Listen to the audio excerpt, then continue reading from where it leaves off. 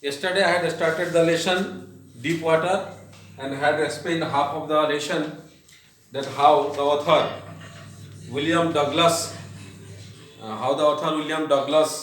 tried to learn swimming, and how he was drowned in water while learning it, and how he was saved, and he became frightened of water. That means he always tried to avoid water from that time. And next, what was there? A few years later, when I came to know the waters of the cascades, I wanted to get into them. And after this incident, and after a few years, when he came to know the waters of cascades, cascades, the lakes, in Hindi we call jharne, the water of cascades. I wanted to get into them, so he wanted to swim in that. He wanted to enjoy that water. And whenever I did, whether I was wading the Teton or bumping river or bathing in warm lake of the goat rocks, the terror or bathing in warm lake of the terror that had seized me in the pool would come back. That means whenever after that incident, whenever he tried to bath or tried to swim in the water of the Teton, bumping river, warm lake of the goat rocks, the incident, the mania, the fear that had from his young time, from his childhood, it come to his mind. It would take possession of me completely, and it would seize him completely. My legs would become paralyzed. Horror would grab my heart. Icy horror, sorry. Icy horror would grab my heart. That his legs would, that time he would feel that his legs had gone to limb, and he felt very frightened in his heart. This handicap stayed with me as the years rolled by, and it continued for some years. In canoes on main lakes, fishing for landlocked salmon, a kind of fish, bass fishing in New Hampshire, trout, also a kind of fish, trout fishing on the Darchutas and Metolius in Oregon, fishing for salmon on the Columbia, at Bumping Lake in the Cascades. Whenever I went, the haunting fear of the water followed me. That means whenever he went to some lakes, some to rivers, some pools, some waters, he would feel frightened even if he tried to catch fishes, but the fear did not leave him. The fear of water did not leave him.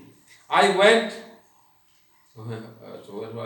The hunting fear of the water followed me. It ruined my fishing trips, deprived me of the joy of canoeing, boating, and swimming. Look, that means this fear made him away, to keep himself away from canoeing, boating, and swimming. That means he was always fearful of water, so he could not enjoy these things like canoeing, boating, swimming, etc. I used every year. I knew the overcome this fear. Every year he tried to overcome from that fear. But but it held me firmly in its grip. But it held him firmly in his grip. Finally, one October, I decided to get an instructor and learn to swim.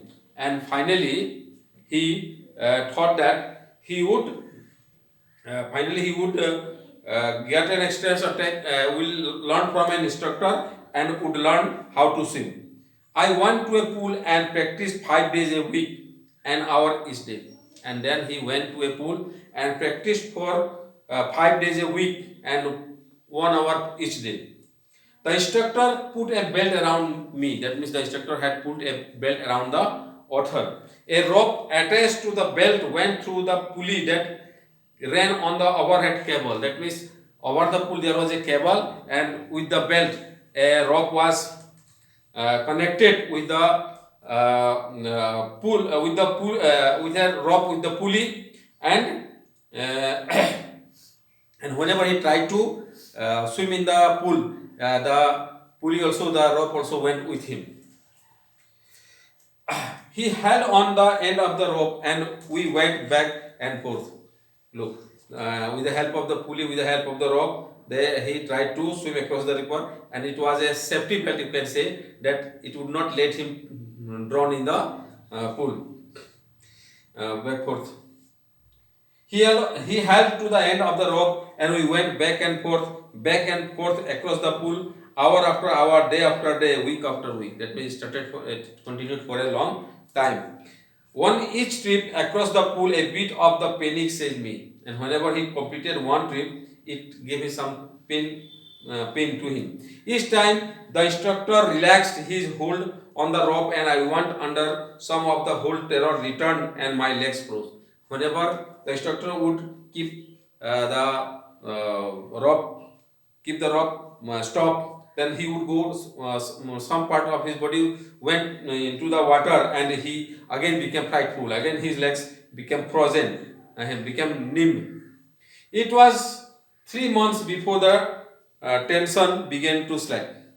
That means it took 3 months to come up from that fear.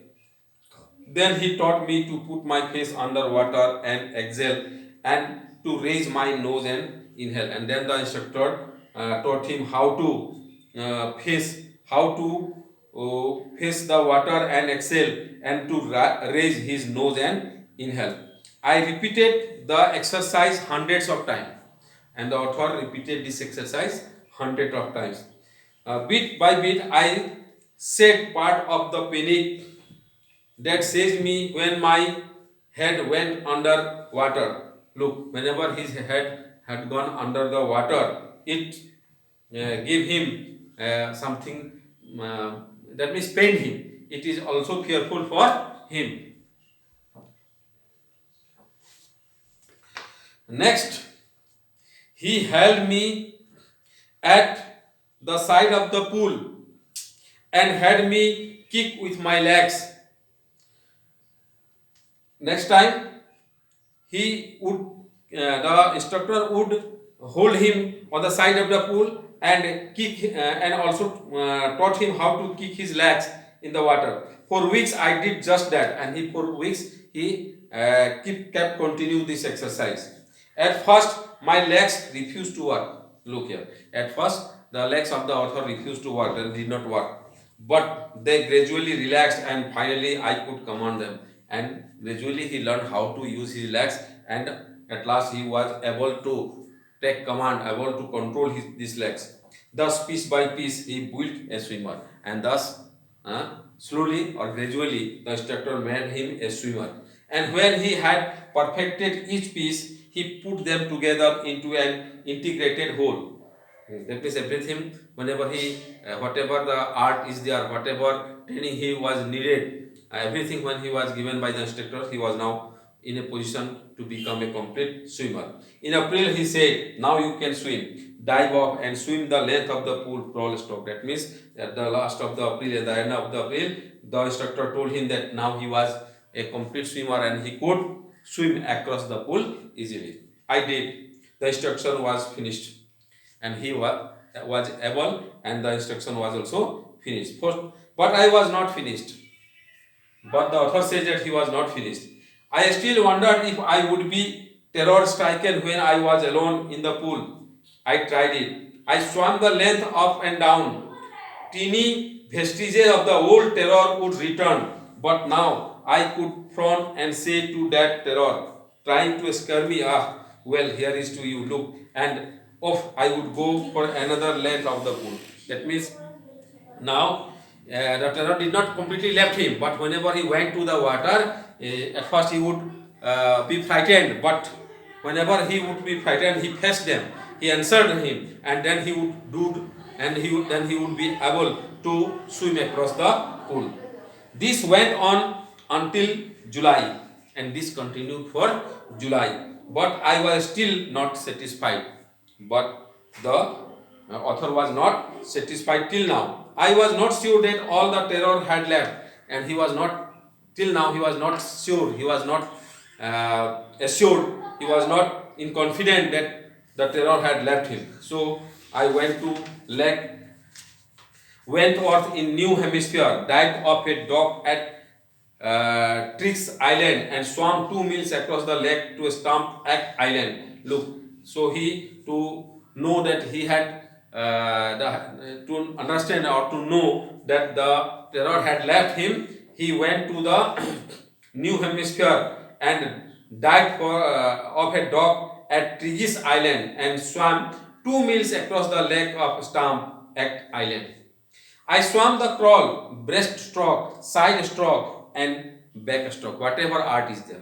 In swimming, when a swimmer swims a river, a long river, a pool like that, he changes the swimming technique. After swimming for 1 kilometer, he changed the technique. So he used all the techniques to swim across that lake. Only once did the terror return, and the author said that only during this period, only once the terror had returned. When I was in the middle of the lake, when he was in the middle of the lake, I put my face under and saw nothing but bottomless water. So he put his head under the water and saw nothing but water. You know that. The old sensation returned in a miniature and in a little. The old sensation, the old fear came to his mind. I laughed and said, and again he laughed and said, "Well, Mr. Terror, what do you think you can do to me?" It fled and I swam. And then he said that what the terror could do to him, and the terror fled away and he swam on. Yet I had residual doubts, but there was something doubt in him. At first, my opportunity, I hurried west, went up the Tieton to the Content Meadows, up the Conrad Creek Trail to Mid Glacier, and camped in the high meadows of the side of the Warm Lake. Look, in that area, so many places, so many lakes, so many waters. He went there and proved himself as a swimmer. The next morning, I dived into the lake and swam across to the other shore and back, just as Down Corpon used to do. Look, like Down Corpon, the next morning he dived into the lake, swam across the shore back. That means he completed one swimming in that lake. I shouted with joy, and Gilberry Peak returned the echo, and he shouted in joy, and the echo came out in the peak. I had conquered my fear of water, and he had conquered from the fear of water. The experience had a deep meaning for me, as only those who have known stark terror and conquered it can appreciate. Look here, he had the experience had great meaning to him for him, because those who have known stark terror, the fearful terror, who has experienced those kinds of fears, who are now, so many people are fearful for a long height, so many people are fear of water, so many people are fear of fire. So whenever one experiences and one come out from that kind of overcome from that kind of fear, what would be the experience, what kind of happiness come to him. In death there is peace, he says. The author says, in death there is peace. There is terror only in the fear of death. That means the terror is where? Only on the fear of death. So Roosevelt knew when he said, and so Roosevelt also knew when he said, what he said, all we have to fear is fear itself. All we have to fear is fear itself, nothing extra. Because I had experienced both the sensation of dying and the terror that fear of it can produce, the will to live somehow green intensity. That means the author had experienced the fear of death, and somehow he was able to overcome of that fear. At last I felt released, free to walk the trails and climb the peaks and to brush aside fear. That means by overcoming from that fear of water, now the author said that he would be able to climb any peak. That means to reach his goal, to get his goal, he was now able. So students, I have taught you this lesson, deep water, and tomorrow I will give you the important questions of this lesson. Thank you.